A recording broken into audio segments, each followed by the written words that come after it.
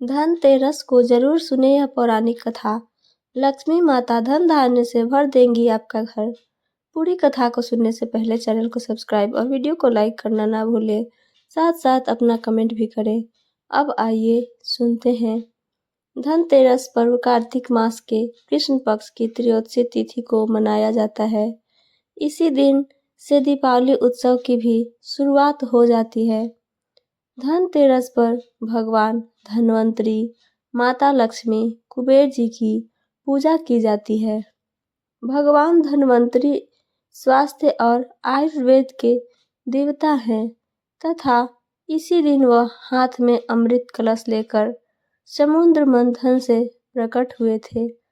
धनतेरस का दिन माता लक्ष्मी के आगमन का प्रतीक है।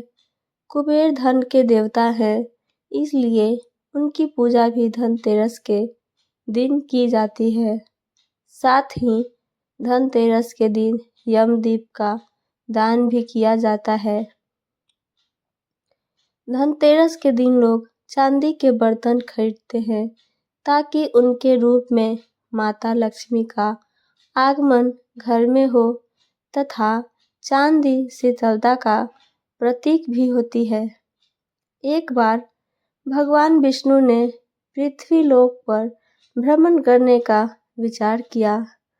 यह बात उन्होंने माता लक्ष्मी को बताई तो माता लक्ष्मी ने भी भगवान विष्णु के साथ चलने को कहा। तब विष्णु जी ने लक्ष्मी जी से कहा कि आप मेरे साथ तभी चल सकती हैं जब मेरी बात मानेंगी। लक्ष्मी जी ने विष्णु जी को स्वीकृति दे दी। फिर वे दोनों पृथ्वीलोक पर विचरण के लिए निकल पड़े। पृथ्वीलोक पहुंचने पर विष्णु जी ने लक्ष्मी जी से कहा कि आप यहीं ठहरकर मेरी प्रतीक्षा करिए। साथ ही एक बात का ध्यान रखने के लिए भी कहा कि जिस दक्षिण दिशा में वे जा रहे थे, देवी लक्ष्मी उस ओर बिल्कुल न देखें। इतना कहकर विष्णु भगवान वहां से चल पड़े। लक्ष्मी जी ने रुकने का बहुत प्रयत्न किया, लेकिन उनका मन नहीं माना। ज्यों ही भगवान ने राह पकड़ी, वे विष्णु जी के पीछे पीछे चल दी। थोड़ी दूरी पर जाने के बाद उन्होंने सरसों का एक खेत देखा। उसके बाद ऊख का खेत मिला। उस सरसों के खेत में जाकर माता लक्ष्मी ने फूल तोड़े और अपना श्रृंगार किया और ऊख तोड़कर चूसने लगी। तभी विष्णु जी की नज़र उन पर पड़ गई और उन्होंने माता लक्ष्मी को श्राप दिया कि तुमने चोरी की है, इसलिए तुम्हें 12 साल तक इस किसान की सेवा करनी होगी। ऐसा कहकर भगवान क्षीर सागर चले गए। इस श्राप के बाद माता लक्ष्मी किसान के घर चली गईं। वह किसान बहुत निर्धन था। जब लक्ष्मी माता वहां पहुंची तो उन्होंने किसान से कहा कि मैं अब आप ही के घर रहना चाहती हूँ।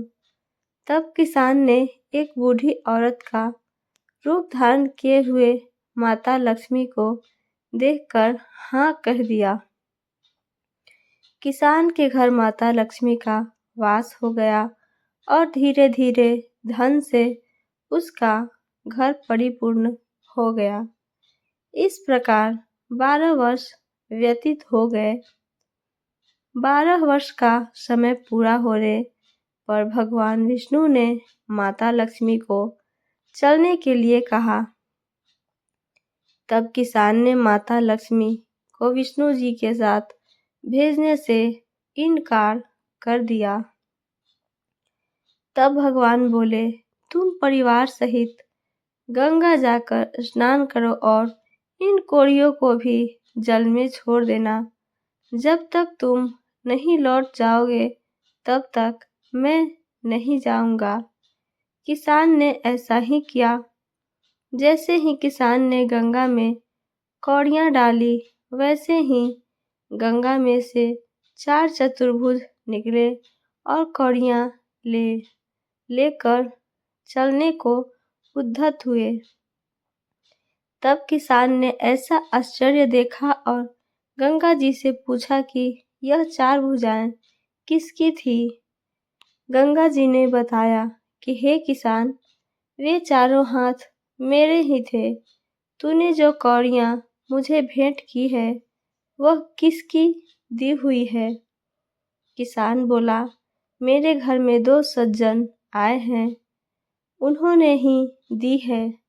गंगा जी बोली, तुम्हारे घर जो स्त्री है वह लक्ष्मी जी हैं और जो पुरुष विष्णु भगवान हैं। तुम लक्ष्मी को न जाने देना, नहीं तो पुनः उसी भांति निर्धन हो जाओगे। यह सुनकर जब घर लौटा तो भगवान से बोला कि मैं लक्ष्मी जी को नहीं जाने दूंगा। तब भगवान ने किसान को समझाया कि इनको मेरा श्राप था, जो कि 12 वर्ष से तुम्हारी सेवा कर रही हैं। फिर लक्ष्मी चंचल होती हैं, इनको बड़े बड़े नहीं रोक सके। किसान ने हठपूर्वक पुनः कहा, नहीं, मैं लक्ष्मी जी को अब नहीं जाने दूंगा। इस पर लक्ष्मी जी ने स्वयं कहा कि हे किसान, यदि तुम मुझे रोकना चाहते हो तो सुनो, कल तेरस है। तुम तेरस के दिन घर को अच्छी तरह से साफ करो। घर को साफ करने के बाद रात में घी का दीपक जलाकर रखना। तब मैं तुम्हारे घर आऊंगी। एक तांबे के कलश में रुपए और पैसे भरकर उस समय तुम मेरी पूजा करना, किंतु मैं तुम्हें दिखाई नहीं दूंगी। ऐसा करने से मैं साल भर तुम्हारे समीप रहूंगी। इतना कहकर लक्ष्मी जी 10 दिशाओं में फैल गईं। भगवान देखते ही रह गए। दूसरे दिन किसान ने ऐसा ही किया और उसका घर धन धान्य से पूर्ण हो गया। इसी भांति वह हर वर्ष तेरस के दिन लक्ष्मी जी की पूजा करने लगा। उसके घर पर लक्ष्मी माता का आशीर्वाद बना रहा। तभी से मान्यता है कि तेरस के दिन धन की देवी की पूजा करने से माँ लक्ष्मी की कृपा प्राप्त होती है। तभी से यह धनतेरस का त्योहार मनाया जाने लगा। अगर हमारी स्टोरी आप लोग को पसंद आई हो तो मेरे चैनल को सब्सक्राइब और वीडियो को लाइक, साथ साथ अपना कमेंट करके ज़रूर बताएं हमारी कहानी कैसी लगी आपको। सुनने के लिए धन्यवाद दोस्तों।